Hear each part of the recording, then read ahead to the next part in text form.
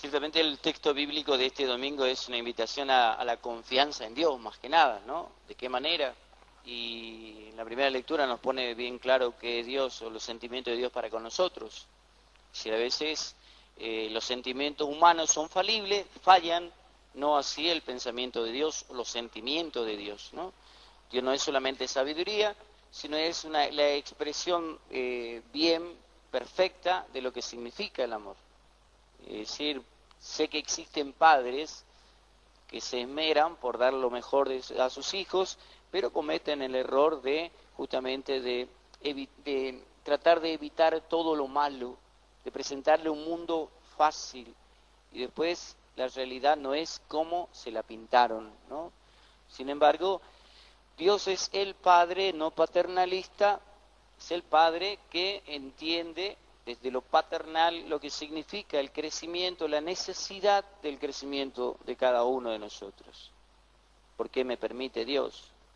La experiencia, la gran pregunta que siempre le hacemos al Señor cada vez que nuestras decisiones son erróneas, ¿no? Cuando equivocamos las decisiones, cuando caemos en pecado, cuando nos sentimos flojos, lo primero que sale de nuestro interior es ¿por qué Dios me permitió? ¿O por qué permite Dios estas cosas? Como que Él es el único culpable de los errores humanos, ¿no? Es decir, cae un balcón por la cabeza de alguien, entonces el primero que es culpable no es el ingeniero, el arquitecto, es Dios. ¿Dónde está Dios cuando pasan estas cosas, ¿no? Entonces, la paternidad de nuestro buen Dios lo ejerce de esta manera, siendo providente. El punto es que muchas veces no confiamos en la paternidad providente del Padre. Jesús lo pinta de una manera casi poética, ¿no? Vean los pájaros del cielo, no trabajan, no cosechan, no almacenan en granero, y sin embargo el Padre de ustedes le da su comida a su hora. La pregunta que hace Jesús para que abramos nuestra conciencia: ¿y ustedes no son más importantes que ellos?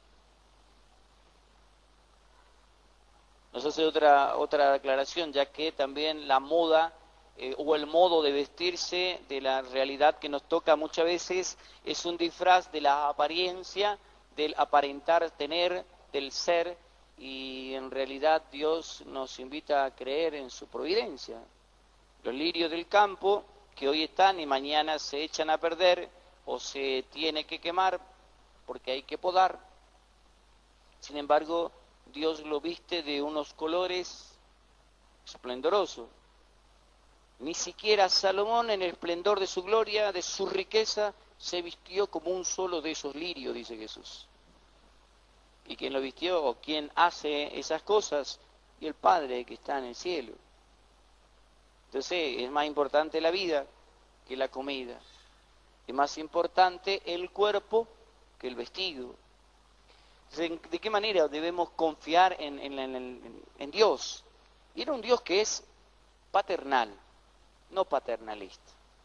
Un Dios un Padre que nos enseña a conquistar la vida, a conseguir la felicidad. El gran afán que debe tener, la gran vocación que tenemos todo ser humano es justamente la vocación de alcanzar la felicidad, la plenitud. Reemplazando la felicidad por plenitud, es decir, el hombre tiene que alcanzar lo sumo a conquistarse como persona humana. ¿Quién es la imagen y semejanza perfecta de la humanidad? Cristo Jesús. Creció en estatura y en gracia, es decir, físicamente, corporalmente, fortalecido por el empeño, por el trabajo y también por la confianza y la fe que tenía María y José en su esfuerzo, en el sudor de su frente, por tener el pan de cada día. Pero Cristo Jesús fue creciendo en estatura y en gracia delante de los hombres y delante de Dios. La imagen o el modelo de persona humana que nosotros podemos tener es la de Jesús. No hay nadie que se parezca más a Dios, que tenga una imagen bien perfecta de cómo es Dios que Cristo Jesús. Basta pararnos una vez más los 25 de diciembre en un pesebre y ver la imagen de Dios siendo niño. Basta pararnos un Viernes Santo, en serio, mirándole al Cristo sufriente en la cruz y nos damos cuenta que Dios asumió cada instante de nuestra vida. ¿Y en qué confió Dios? Y confió en alcanzar la plenitud, liberar al hombre, pero por el hombre mismo. Entonces a mí no me libera lo que tengo en el estómago. En una parte del Evangelio, en su enseñanza, Jesús va a decir, lo que entra se va a dejar en el apartado. Bueno, ahora es más moderno, tenemos baños, ¿no? Pero antiguamente no había eso, se iba al apartado y todo lo que entraba por la boca iba a la digestión y ya. Lo que se viste o el modo de vestir o las modas van cambiando, pero lo que no cambia es la perspectiva del hombre de alcanzar su plenitud. Es decir, venir al encuentro con Dios en cada Eucaristía, en cada misa, tratar de entender el valor de mi fe o de mi religión, me lleva a entender que el ser humano no es una obra de la casualidad. El ser humano no es un esperma y un óvulo se unieron y ya.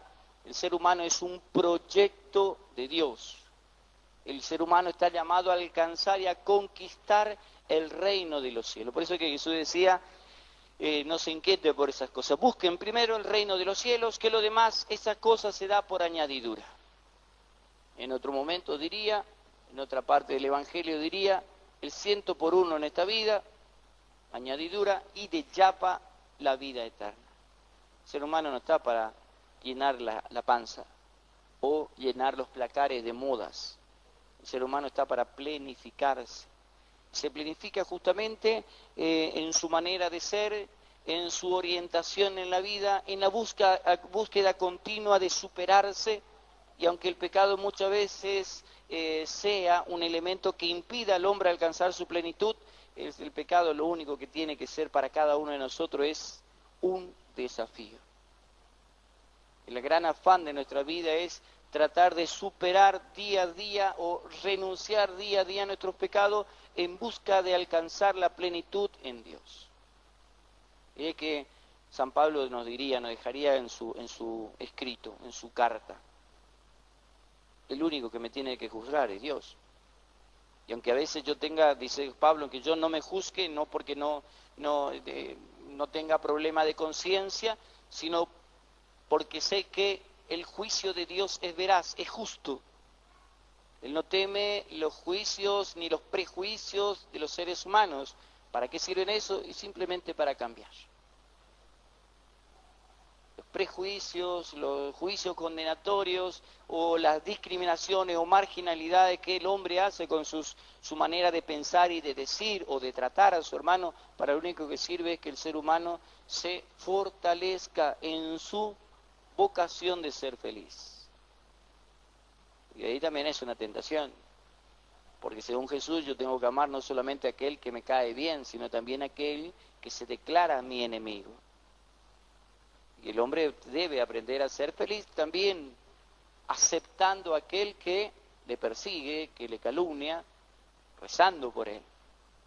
Entonces el afán del hombre no pasa por el tener o el poseer, sino más bien por el conquistarse todos los días. Que el Señor nos conceda la gracia de entender quién es Dios para nosotros. Si vos y yo fuimos llamados a la existencia y es por una obra misericordiosa de Dios, es porque Él nos pensó desde la eternidad. Pero no nos pensó por arrojarnos al mundo, sino al darnos existencia también se comprometió en que nos daría el pan nuestro de cada día, que Él haría de nuestra vida un camino de verdad, de paz, de justicia, y para lograr conquistar esa vida es que nosotros tenemos como ejemplo la vida de Cristo. No hay otro camino, otra verdad, otra vida que el camino, la verdad y la vida que predicó, vivió y caminó Jesús de Nazaret, hombre perfecto. Vos y yo también estamos llamados a ser hombres perfectos, y aunque muchas veces tengamos esa mirada pesimista de la humanidad, aunque muchas veces seamos demasiado poco optimistas a la hora de juzgar o criticar nuestras propias actitudes, estamos llamados justamente a que nuestra crítica o nuestro juicio sea los instrumentos, los elementos por el cual podamos cambiar. Descubrir que el pecado, una vez más, es apenas un desafío, no algo que tiene que amargar al cristiano, es algo que debe enfrentar el cristiano para encontrarse con Dios. Que la gracia del Señor entonces nos conceda, así como le concede a los pájaros del cielo, el darnos el pan de cada día, no solamente el que alimenta el cuerpo, sino también el espíritu. Que la gracia del Señor nos conceda descubrir en las dulces palabras de Jesús que aunque muchas veces nosotros carecemos de una gran autoestima, Cristo hoy nos invita a respondernos personalmente esta pregunta. ¿No soy yo más importante que todo lo que Dios creó? Creo en Dios, Padre Todopoderoso.